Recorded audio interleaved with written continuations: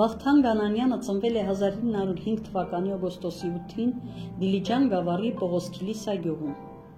Մանկությունն անցել է Հայրենի գյուղում։ Սկզբնական կրթությունը ստացել է տեղի գյուղական դպրոցում, այնուհետև ընդունվել Դիլիջանի ծխական դպրոցը։ 1926 թվականին տեղափոխվել է Երևան, աշխատել տարբեր գրական թերթերում։ Անանյանը իր մանկական, պատանեկան ստեղծագործությունների համար արժանացել է տարբեր մրցանակների։ 1941 թվականին մասնակցել է Մեծ հայրենականին և մինչև պատերազմի ավարտը մարտնչել հաղթանակի համար։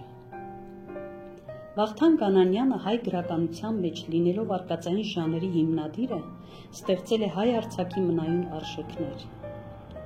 Հովազաձորի գերիները վեպում բնանկարիչ գրողը ընթերցողի առջև բացում է մի նոր գանձարան, որով գերում է մանուկ ու մեծ ընթերցողի։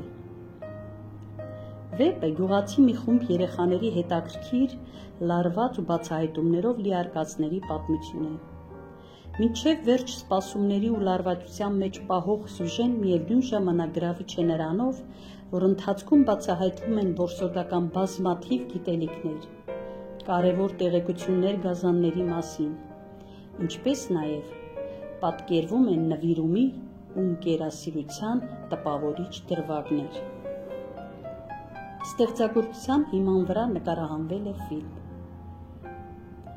Քանի գնում էին լանջնի վեր, նրանց հորիզոնը փակ էր, բայց երբ դուրս եկան Հովազաձորի ժայռերի գլուխը և նայեցին Սարի մյուս երեսը, այնպիսի տեսարան բացվեց, որ մի պահ նրանք ոչ մի բառ չկարողացան արտասանել և կարկամած նայում էին հայրենի երկրի նոր փառահեղ բնանկարին։ Ներքևում տարածվում էր Արաքսգետի հովիտը։ Այս հովտի երկու կողմերից խստադեմ ու խոժոռահայացք լեռներն են վեր ելնում, բարձունքներին ամպ ու մշուշ։ Գուցե դրանից է այս դաշտն այսքան մեղմ ու գրավիչ, թե հովտի երկարությամբ արծաթե գոտի կապած ուրախ գետն է հմայք տալիս այս երկրին։ Կամ գուցե գեղանի դեղցենիներն են այս հովտի զարդը, բարակիրան բարդիները, ծառաստաններն ու պտղաբեր այգիները, որոնց միջից հանդարտ ու խաղաղ հայկական գյուղերն են ծխում։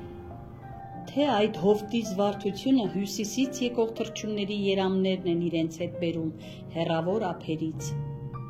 Այս ստեղծագործությունը մեծ ճանաչում բերեց հեղինակին։